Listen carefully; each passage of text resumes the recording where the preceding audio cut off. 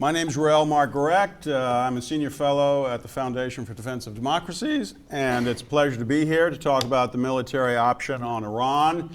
It's obviously a subject that has gathered some attention, particularly in the last few months, since there have been a few magazine pieces on this issue, at least on the Israeli option. I myself have contributed, I think, far too much to this debate. I'll try not to do any more. I think today's a little bit different. Unlike in the past, certainly when I have written, we're actually going to talk about the military side of this equation, not the internal Iranian political or cultural side of the issue of a military option. We're going to look at the nuts and bolts of it. And we're very fortunate to have two gentlemen here who can do that.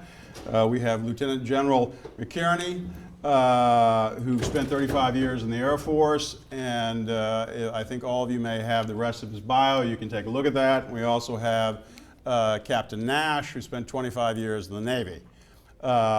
And I would say that, you know, the odds of a military strike go up and down. I've always been of the view that it was highly unlikely in the Bush administration. I believe it's even less likely in the Obama administration. However, there is always the great surprise. And I think what people tend to underestimate, it's not the Americans who will do this preemptively. It's not the Americans who will seek to do it, but it will be the Americans who will be forced to do it. That what is the most likely scenario is that as the Iranians get closer to obtaining a nuclear weapon, as the hubris, and I think that's the best word to use, as the hubris of the regime mounts, the temptation to push back against the United States will grow, perhaps grow significantly, and you could find the Iranians engaging in nefarious actions that are similar to what happened, say, at Khobar Towers in 1996, or they could increase their military aid to their efforts in Afghanistan to the point that it's very difficult for the United States to ignore. And you then have a military collision, which leads to an American decision to strike its nuclear facilities. I think that is well within the realm of possibility. And certainly, if it is within the realm of possibility, it's good to have a nuts and bolts discussion of what we could do, what we can't do. And I don't know if we're going to get into the discussion of what the Israelis might be able to do or what they can't do. My good friend Jeffrey Goldberg at The Atlantic suggested there's a 50-50 chance that the Israelis will do this within 12 months. I tend to be more skeptical about that. I think the longer the Israelis push this off, like any democracy, they will avoid military confrontation for as long as possible. And the longer they push it off, the further advanced the Iranians get, the more difficult it is for the Israelis with what they have to actually hit, disable, and damage their program significantly. With that said, I will turn this over first to General McInerney. Did I pronounce that name? McInerney. McInerney. My apologies. Irish. I should be quite sensitive to people who butcher names. And after that, to Captain Nash. General. Thanks, Reuel. What I think we'll do is we're going to go through a number of slides. Chuck's going to start out on it, and we'll move back and forth kind of in a conversational tone. The real point is to get through the slides, set the tone, and then to get in the Q&A period so we can scratch your itch and get your thoughts and then get the dialogue going. So Chuck, why don't you Thank you. What our concept is called BOGSAT, which is a military term. It means bunch of guys sitting around a table. So we're going to do a BOGSAT format and just sit here and have a conversation, and we're all in the conversation. You always got to start out either quoting a dead guy or with a joke. So I've chosen a joke. And that is, and it really befits what we're up here to talk about today, quite frankly, and the way we've chosen to discuss this, and that's the Johnstown flood. Young man dies in the Johnstown flood, winds up at the pearly gates. He's sitting there talking to St. Peter. St. Peter says, "Welcome to heaven." He says, "Oh man, I'm glad to be here." He goes, "Well, that's good. You know, everybody that we normally invite up here is glad to be here." He said, "Well, let me tell you the way it works. You get to address the multitude. We're going to gather everybody, and you get to say whatever you want to the multitude." He goes, "Great, I'm going to talk about the Johnstown flood. Man, the water came rushing down the river. It was 4 o'clock in the afternoon." St. Peter says, "Well, that's good, but normally everybody just makes a few brief remarks, says thanks for inviting me, and you know, that's it." He goes, "Yeah, but I want to talk about the Johnstown flood." He said, okay, look, you can choose whatever topic and you can say whatever you want, but just keep in mind, Noah will be in the audience."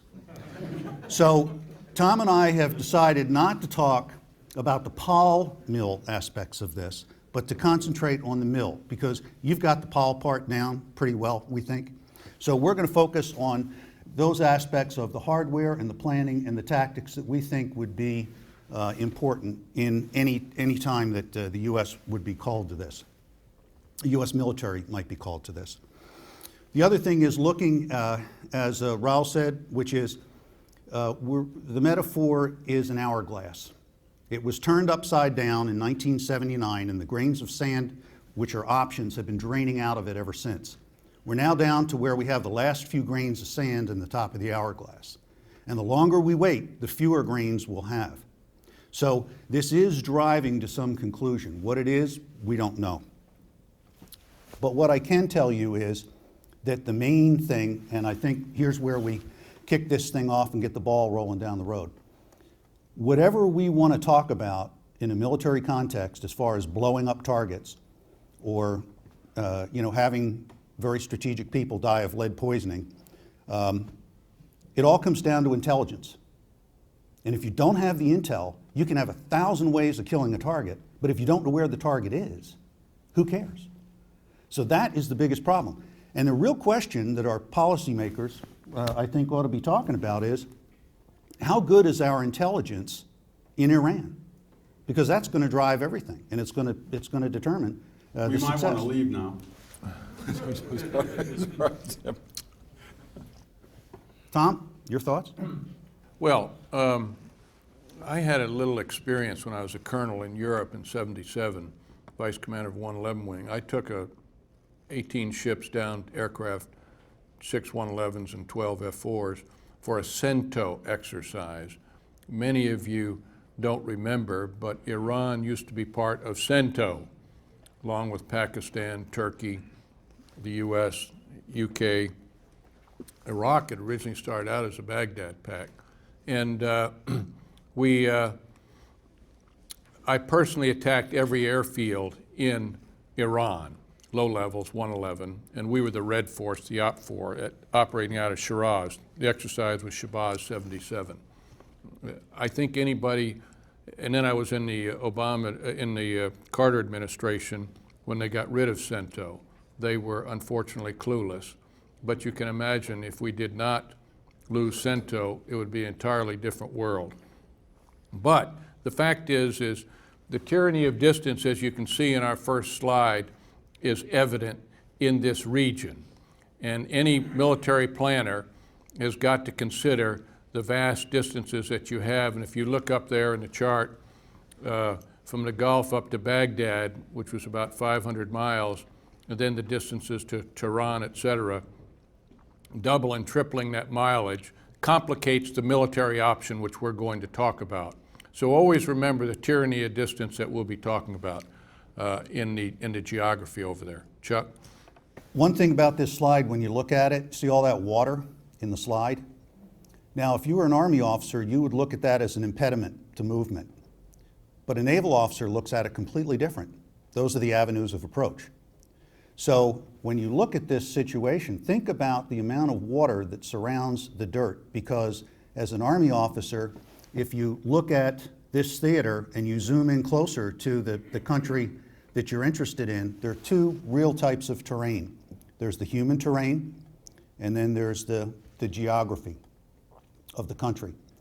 The human terrain is kind of interesting because if you trace around the borders, both the eastern and western borders of this country, you will find groups that are not necessarily friendly to the regime in power. In fact, they have major issues down in their southeast, the Baluchistan area. Up to the northwest, you have Kurdish regions. And all around the periphery, they seem to have some issues. That could help if you were trying to get different teams on the ground in there. We're not going to talk about a lot of special operations stuff because, quite frankly, neither of us are qualified to talk special operations and how that would work. But as military analysts, we have to acknowledge the fact that there would be not just high net explosive weight things going on, there would be other things going on. And you can just think about that. I mean, if we knew who the Edward Teller was of that program, and we probably do, we'd probably know how he gets to work in the morning. The other thing is the physiography of the place. If you were an Army officer looking at that, you would say, look at those mountains, look at those deserts. Both are very imposing. And they are. The Zagros Mountains, very imposing. But if you were the Iranians and you were looking to hide things, you've got a lot of places around there where you could hide things. So as you think back about Iraq, when we were doing the scud hunting, that's one of the major threats because it's one of the, we'll call it, the known unintended consequences of this. Because any military strike against Iran, they're going to probably roll out their theater ballistic missiles. The other thing to consider in the geography is, one last thing, sorry about that other slide. When you talk physiography, you also have to talk about the weather. The sandstorms, remember Desert One, the Carter administration. The other thing to think about that we learned in Desert Storm was the jet stream and what the jet stream does at certain times of the year. It's vicious, it's well over 100 knots, and it's going from left to right on this image. So when you're up at altitude and you're going to release weapons, what your weapon system is sensing up there is completely different than what the bomb's going to experience falling. Now we've moved to guided weapons as opposed to what we used to do, which was laser-guided weapons. Now you have JDAM and other weapons that continue to guide all the way down, so you're a little bit better there. But it is challenging to drop in an extensive wind condition from altitude. The other thing to look at is the sort of a known unintended consequence is this area right here, which is the Straits of Hormuz. Depending on what book you look at, what reference source, it's somewhere around 40% of the exportable oil in the world goes through there every day. Those channels that you're looking at, and I don't know how this is going to work right here, but right up there, that's the shipping channel in and out. And if you look at the water depth chart right there, what you can see is there's not a lot of water underneath you, and as soon as you start to deviate away from that, you run into either islands or very, very shallow water. In fact, the maximum depth inside the Gulf is about 100 meters. Tony Quartersman, in a book that he wrote for CSIS, put this very well. If you take a Los Angeles-class submarine and you stick it on its nose anywhere in the Gulf, the tail is going to be sticking out of the water. So it's not very deep. And the water, because of the way the thermoclines work, it's not really good ASW water, but it benefits the surface ship, not the submarine, because of the noise levels and the salinity differences. But that channel right there, each one of those, inbound and outbound, is 2 miles wide. The whole thing's about 35 miles across, and the Iranians have mobile and some fixed surface-to-surface missiles to interdict shipping coming through there. Then we'll get into some of the other threats in a minute. But they also, right down here, there are some contested islands where the Iranians have had a presence in the past and could put troops in the future. and they're right in the shipping lane. Okay, as you can see, this vast distance and the petroleum facilities, et cetera, they're really located right up in the corner there where Iraq, Kuwait, and Iran come together predominantly, and you have Karg Island. So it is a very constrained area, and if you wanted to interdict or if you wanted to stop flow or do a whole host of things, because most of the population down in that area is Arab. The population in Iran is 51% Persian, 24% Azari, 15% Kurds, and the rest are cats and dogs. It is right for that comment that Chuck mentioned about covert operations and a whole host of things that would go on if you have to use military action. But we would not see taking out the oil facilities. We would see delaying the movement of it, which is quite easy because they're going to do it themselves. But the fact is they are very vulnerable. Next. Let's talk about the Iranian Air Force. It's a very old Air Force. The F-14s were there when I was there in '77. The parts is a big issue for them. They have F-4Es. They're slatted F-4Es, which is fairly good in its day, but is no match for our current fourth generation aircraft. And then they have MiG-29s, again, a very limited capability. So when you look at their ability, it's going to be just like Saddam Hussein. If they have the courage to get airborne, and by the time they put the gear in the well, they might just as well as put a 38 caliber in their mouth and pull the trigger. They will not survive. It will be very quick.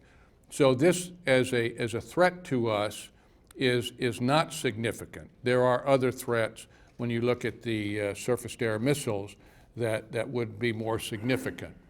Next, Chuck. People make a lot of this submarine threat. Yes, they have some Kilo-class submarines. Yes, they periodically take them out, but they won't keep them in the Gulf. Again, remember what the water depth in the Gulf is. They're going to try to get those things out of the Gulf into the North Arabian Sea. And the reason is because, it's like, why do you rob banks? Because that's where the money is. Well, when the U.S. Navy goes up in there, that's where the majority of their targets are going to be. They're going to be out in the Gulf of Oman and the Northern Arabian Sea, or North Indian Ocean, sorry. They have some patrol boats. The last time they tried to do anything major was the U.S. called the Operation Praying Mantis, and in a day they lost most of their standing Navy. So what they've decided to do was they keep their uniform Navy. They do have some Le Combattants and some other missile patrol boats, but what they've really decided to do is go asymmetric, and that's where they use the Islamic Revolutionary Guard Corps, which has been given operational control over the Gulf now. It's not the uniform Navy, it's the IRGC. They're the ones who are predominantly patrolling out there. And they have these small boat swarms, and it's just picture the mice going after the elephants. The other thing are their Scuds and their ballistic missiles. Tom, you want to? Yeah, this is the Shahab-3, and it is a fairly capable missile. It's mobile, which makes it very complicated, but it has the ability to strike Israel, has the ability to strike, of course, our forces in Iraq, and the Levant, the whole area. And then when you go out to the Mod 3, as you can see here, it can even reach into most of Western Europe. Doesn't get the United Kingdom. So that is more a strategic threat than a conventional threat because of just the warhead that you're looking at. And but it is a threat, and of course, when it goes nuclear, that's when you have the real threat, and that's what the whole option, as Reuel was talking about, if you had to use a military option, it would be to defeat that threat that would be very dangerous to the Western Europe. One of the things that we have to think about is in any military operation is who controls the timing. Do we get to fire the start gun, or do they get to fire the start gun? Because how that plays out and who holds that starter pistol really controls a lot of how the first part of the race is going to go. In this scenario, it looks like They did something. We're now on the outside. They've got it closed down, and you can see up along the northern part of the avenue of approach there for the Navy, you have a lot of surface-to-surface missiles. And down in the south, we've got THAAD set up, and we've got some ships, and we're doing some mine sweeping. But one of the things that's going to happen when we look at this scenario is we have to understand that they are going to do everything they can with mines, with submarines, with surface-to-surface missiles, and with the thousands, literally, of high-speed, everything from bog hammers up to missile boats. They're going to do everything they can to make it very painful for the West vis-a-vis oil moving through the Gulf. They're going to shut down those straits. And the U.S. Navy has been working on keeping the straits open for as long as I can remember. So both sides are actively concentrated on that aspect of it. Any thoughts on that, Tom? No, concur. Go ahead. Okay. Navy platforms, and these are all notional. We're just putting up some examples of things. We do mine sweeping with helicopters. We do mine sweeping with boats. Unfortunately, if you look at budgetary actions in the Navy, we have not really been supporting mine sweeping that well. Under the old constructs of we're never going to fight alone, we're going to work with our allies, we've depended on a lot of European countries to pick up the slack on mine sweeping. Some new technologies coming out that are very promising. So again, when does the balloon go up and when do you need to do what you need to do?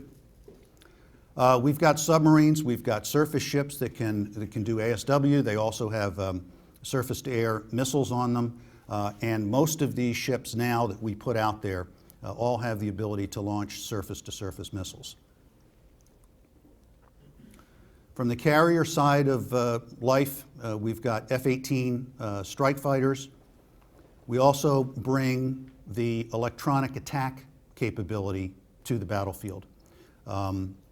The Navy now is the residence of electronic attack, which is a very powerful thing. We've got the EA-6Bs, which is up in the left. It's an older aircraft. It's on its way out of inventory. And down to the right, we have the F-18G, which is the Growler. It's a modification of the airplane pictured there, which is an F. And it is going to take the place of the EA-6B over time. And the Navy also brings what they call the Eyes of the Fleet, which is the E-2 Hawkeye. 3 people in the back, weapon system operators, and what they're doing is it's a command control platform. And then the Air Force platforms, Tom? Yeah, on the support aircraft, you've got AWACS Joint Stars, AWACS giving the air picture. It's a big Hawkeye, and which is extremely important for us. We have them in theater now. It's very important as we talk about these platforms. We already have these platforms in theater. We've got Joint Stars, which gives a picture of the ground situation and a very powerful radar. And we have 4 of them in theater right now as it is. And then Global Hawk. The Global Hawks have been operating there. They've got 34,000 hours of combat time. In our latest version of the Global Hawk, it operates up at 60,000 feet, an unmanned aerial vehicle. We'll have 4 sensors on it. We'll have the EO, IR, SAR, special synthetic aperture radar, and it has what we call ASIP, which is a SIGINT package, very powerful SIGINT package. And they're already in theater. And that's important as we talk about our posture because, as Chuck will say, on the construct we need to have 3 carriers there. Next chart. These are our bomber aircraft where you have the B-2, which is stealthy. In this particular case, it could hold up to 295, 75 small diameter bombs. It can hold 16 2,000 bombs or 8 5,000-pound bombs, or most of all, it can hold 2 30,000-pound bombs that is now going into initial operation capability. I've seen them dropped, and it is a very, very powerful weapon and a penetrator. And that's what you need. And the good thing is with the stealth of the B-2, It enables you, we didn't mention it, but one of the real game changer on threats is the S-300 surface-to-air missile that the Russians just announced that they were not going to fund. They're going to refund the Iranian money, but between you and I wouldn't bet on that. That's what they're publicly saying. Iranians have been back training, and it is a game changer because with the S-300, if you're not stealthy, you're not going to live in that environment. And so that's why having stealth in the mix is extremely important if this threat all of a sudden showed up. And this missile has got great range, well over 100 miles. And so it is a very, very important and significant threat to us if it ever goes in there. That's the game changer, and that is probably the trigger as it would be going in that would trigger the Israelis.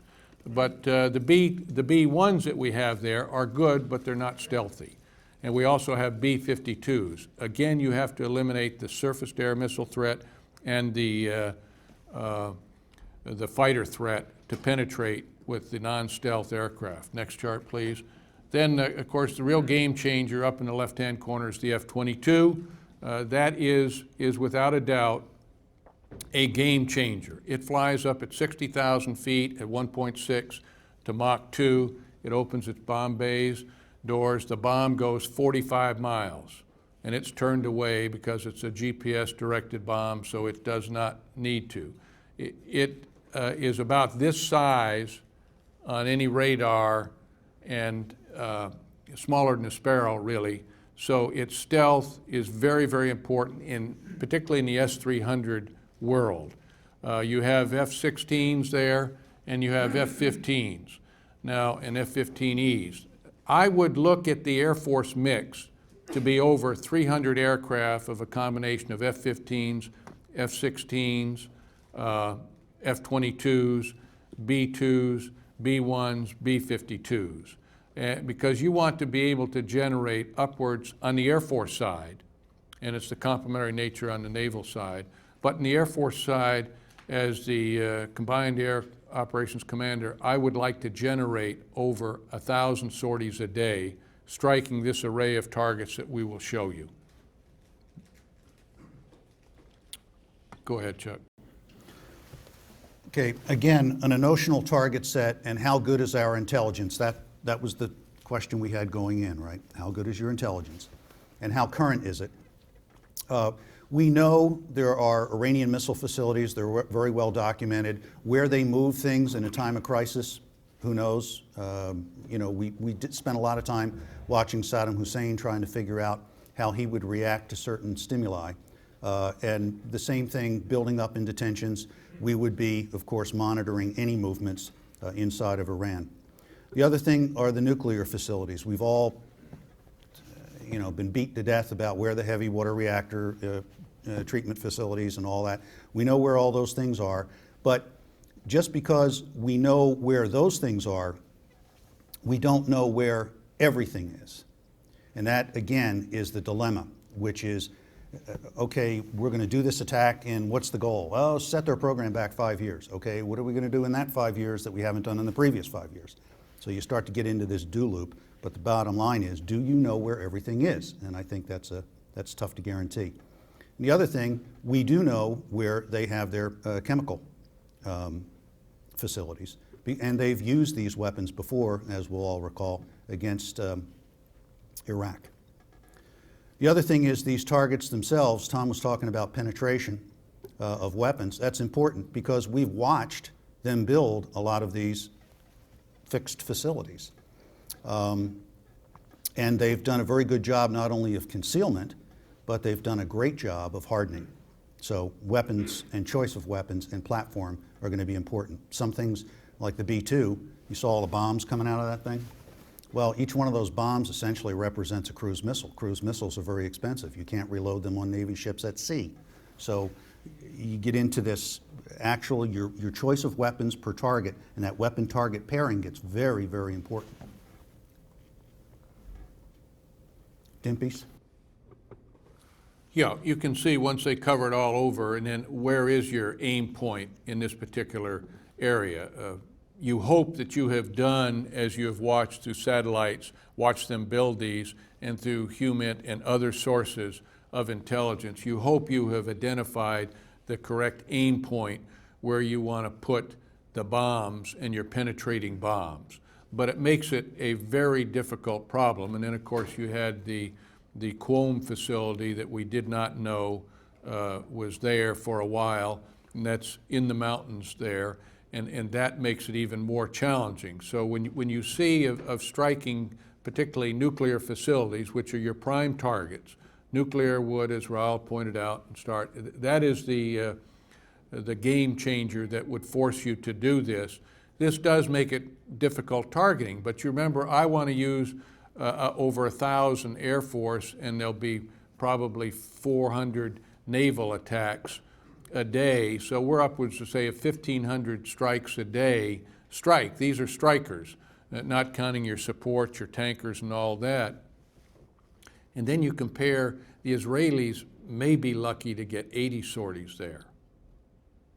And so when I discuss the issue, it's nice to say let the Israelis do it, but they can't put the weight in there. You can see at 1,500 sorties a day that you are going to be having a lot of options, and you're going to have to be hitting lots of alternative targets and a whole host of things. And that's what concerns me on the magnitude of this. We can do it, it can be done, and fortunately we have facilities in Iraq, Afghanistan, the whole Arabian Peninsula that we are operating day in and day out on now, so it's not like on Desert Storm when we started that, where we had to build this up. We've been operating there for over 20 years. The question is, and it's a political military one, which of the allies that we have out there who are as worried about that Shia crescent sweeping across the Arabian Peninsula as we are, what do they do to support? And frankly, they've been very good over the years. But you got to have that base and the ability to put the mass in there and hit these targets. Chuck? One thing I'd like to add to that, and that is if you look at, again, back to the tyranny of distance, every sortie is a 700+ mile one-way trip from the operating areas where we would be working. Well, that 1,400 miles round trip is the equivalent of flying from the northern Arabian Gulf all the way up into Afghanistan. We're doing that every day. It takes a lot of big wing land-based tankers to pull that off. So when we get into the thing of, well, you know, if the countries in the region are too afraid to allow U.S. operations, we'll do it with aircraft carriers. No, we won't. So a going in position has to be, if you don't have the countries in the region participating in this, where we can base this land-based air power and the support aircraft, you're not going to throw a bunch of carriers against Iran and expect to pull it off. It would be better than what the Israelis could probably do as far as total number of sorties, but you're not going to get the depth into the country that you want, even though their air defenses are, as we've shown on the slide, it's old equipment, it's not very well coordinated, and it's patchy. That's why they're looking for that S-300. They want to get big arcs to cover, not little arcs scattered all over the place. One of the backup slides, and then we'll do it. Tom talked about the penetration weapons. We have just an example of this. This is actually the test of a small diameter bomb, but it shows the capability that we've developed in weaponeering today. Now this is a very small, this is a 250-pound weapon. It's going through a concrete with dirt overlay, and you'll see how this works. It's pretty ingenious. What you're going to see is the weapon will hit, it will sense deceleration, then it will sense that it's in a void because all of a sudden the deceleration curve stops and it says, okay, I'm where I want to be.